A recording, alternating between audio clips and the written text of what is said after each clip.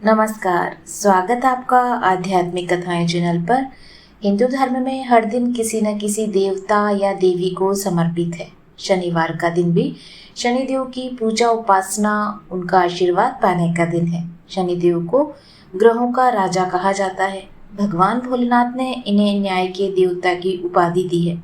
शनिदेव को बहुत जल्दी क्रोध आता है। इसी क्रोध की वजह से पिता सूर्य से इनकी नाराजगी बनी रहती है। इनके क्रोध से सभी बचने की कोशिश भी करते हैं, वरना व्यक्ति पर मुसीबतों का पहाड़ टूट पड़ता है। इसलिए इन्हें प्रसन्न करने के लिए शनिवार का व्रत रखा जाता है।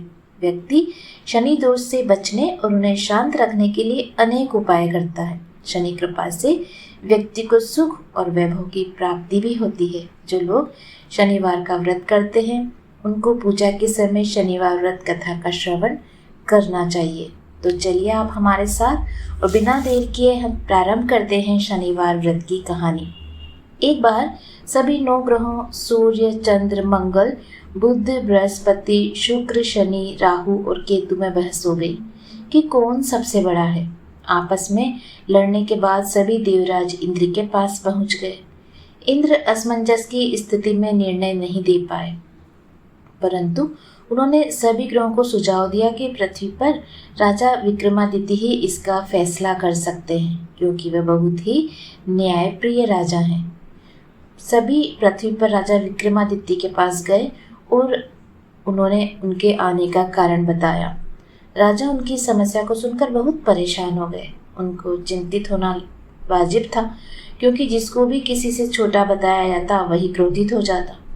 राजा के काफी सोच विचार के बाद उन्होंने एक उपाय सोचा। उन्होंने स्वर्ण, रजत, कांस्य, पीतल, सीसा, रागा, जस्ता, अभ्रक और लौह से 9 सिंहासन का निर्माण कराया और उन्हें उपयुक्त क्रम में रख दिया गया। सबसे निवेदन किया गया कि क्रम के अनुसार सिंहासन पर आसन ग्रहण करिए और शर्त रखी गई कि जो सबसे अंतिम सिंहासन पर आसन ग्रहण करेगा वही सबसे छोटा माना जाएगा, जिसकी वजह से शनिदेव सबसे बाद में आसन प्राप्त कर सके और सबसे छोटे कहलाए। क्रोध के आवेश में आकर शनिदेव ने सोचा कि राजा ने यह सब जानबूझकर किया है। कुपित होकर राजा से कहा, राजा तू मुझे नहीं जानता। सूर्य एक राशि में 1 महीना, चंद्रमा 2.25 महीने 2 दिन, मंगल 1.5 महीना, बृहस्पति 13 महीने, बुध और शुक्र 1-1 महीने विचरण करते हैं, लेकिन मैं 2.5 से 7 साल तक रहता हूँ। मैंने बड़े बड़े का विनाश किया है। श्री राम की 7.5 आने पर ही उन्हें जंगल जंगल भटकना पड़ा और रावण की आने पर लंका को बंदरों की सेना से परास्त होना पड़ा। क्रोधित शनिदेव ने राजा से कहा कि अब आपको सावधान रहने की जरूरत है। इतना कहकर शनिदेव कुपित अवस्था में वहां से चले गए। समय गुजरता गया और कालचक्र का पहिया घूमते हुए राजा की 7.5 आ गई। तब शनिदेव घोड़ों का सौदागर बनकर राजा के राज्य में आए। उनके साथ अच्छे नस्ल के बहुत सारे घोड़े थे। जब राजा को सौदागर के घोड़ों का पता चला तो अश्वपाल को अच्छे घोड़े खरीदने के लिए भेजा। अश्वपाल ने कई अच्छे घोड़े खरीदे। इसके अलावा सौदागर ने उपहार स्वरूप एक सर्वोत्तम नस्ल के घोड़े का राजा की सवारी हेतु दिया। राजा विक्रमादित्य जैसे ही उस घोड़े पर बैठे वह सरपट वन की ओर भागने लगा। जंगल के अंदर पहुंचकर वह गायब हो गया। भूखा प्यास की स्थिति में राजा जंगल में भटकते रहे। अचानक उन्हें एक ग्वाला दिखाई दिया, जिसने राजा की प्यास बुझाई। राजा ने प्रसन्नता में उसे अपनी अंगूठी देकर नगर की तरफ चल दिए। वहां एक सेठ की दुकान पर पहुंचकर उन्होंने जल पिया और अपना नाम वीका बताया। भाग्यवश उस दिन सेठ की खूब आमदनी हुई। सेठ खुश होकर उन्हें अपने साथ घर लेकर गया। सेठ के घर में खूंटी पर एक हार टंगा था, जिसको खूंटी निगल रही थी। कुछ ही देर में हार पूरी तरह से गायब हो गया। सेठ वापस आया तो हार गायब था। उसे लगा कि वीका ने ही उसे चुराया है। सेठ ने वीका को कोतवाल से पकड़ा दिया और दंड स्वरूप राजा उसे चोर समझकर हाथ पैर कटवा दिए। अपंग अवस्था में उसे नगर के बाहर फेंक दिया गया। तभी वहां से एक तेली निकल रहा था, जिसको वीका पर दया आ गई। उसने वीका को अपने गाड़ी में बिठा लिया। वीका अपनी जीभ से वेलों को हाँकने लगा। कुछ समय पश्चात राजा की शनि दशा समाप्त हो गई। वर्षा काल आने पर वीका मल्हार गाने लगा। एक नगर की राजकुमारी मन भावनी ने मल्हार सुनकर मन ही मन प्रण कर लिया कि जो भी इस राग को गा रहा है उसी से वह विवाह करेगी। उन्होंने दासियों को खोजने के लिए भेजा, परंतु वापस आकर उन सभी ने बताया कि वह एक अपंग आदमी है। राजकुमारी ये जानकर भी नहीं मानी और अगले ही दिन वह अनशन पर बैठ गई।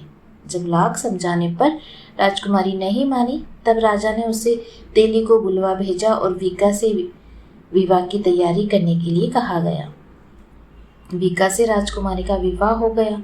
एक दिन वीका के स्वप्न में शनिदेव ने आकर कहा कि देखा राजन, तुमने मुझे छोटा बताकर कितना दुख झेला है। राजा ने क्षमा मांगते हुए हाथ जोड़कर कहा, हे शनिदेव, जैसा दुख मुझे दिया किसी और को ऐसा दुख मत देना। शनिदेव इस विनती को मान गए और कहा, मेरे व्रत और कथा से तुम्हारे सारे कष्ट दूर हो जाएंगे। जो भी नित्य मेरा ध्यान करेगा और चींटियों को आटा डालेगा उसकी सभी मनोकामनाएं पूरी हो जाएगी। शनिदेव ने राजा को हाथ पैर वापस दिए। दूसरे दिन जब राजकुमारी की आंख खुली तो वह आश्चर्यचकित हो गई।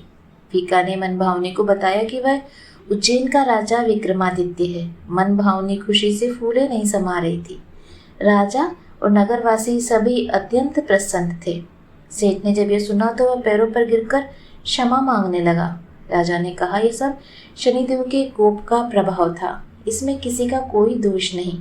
सेठ ने निवेदन करते हुए कहा कि मुझे शांति तभी मिलेगी जब आप मेरे घर चलकर भोजन करेंगे। सेठ ने कई प्रकार के व्यंजनों से राजा का सत्कार किया। जब राजा भोजन कर रहे थे तभी जो खूंटी हार निकल गई थी वही उसे उगल रही थी। सेठ ने अनेक मोहरे देकर राजा का धन्यवाद किया और अपनी कन्या श्री कंवरी से पाणी ग्रहण का निवेदन किया। राजा ने सहर्ष स्वीकार कर लिया। राजा अपनी दोनों रानियों मनभावनी और श्री कंवरी को लेकर उज्जैन नगरी लौट आए। सारे नगर में दीपमाला और खुशी मनाई। राजा ने घोषणा करते हुए कहा कि मैंने शनिदेव का सबसे छोटा बताया था, लेकिन असल में वही सर्वोपरि है। तब से सारे राज्य में शनिदेव की पूजा और कथा नियमित होने लगे।